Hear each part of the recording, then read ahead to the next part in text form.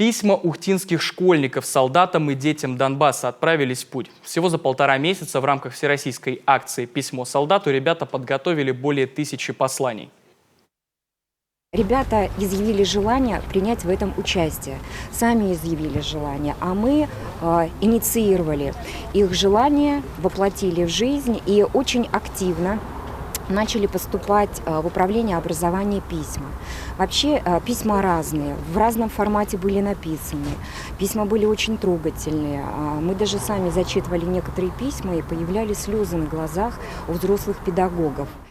Нам преподаватель рассказал, как им там сложно, и мы захотели всем классом поддержать солдат и сверстников, которые на Донбассе. Нам выдавали красивые листы.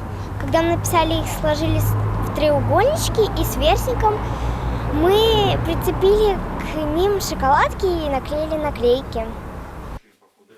Красочно оформленные послания поехали к адресатам вместе с грузом гуманитарной помощи из Ухты. В настоящее время они ожидают отправки в Сыктывкаре. Совсем скоро вместе с фурой гуманитарного груза, собранного со всей республики, кстати, уже 5-й по счету, письма отправятся в ДНР и ЛНР.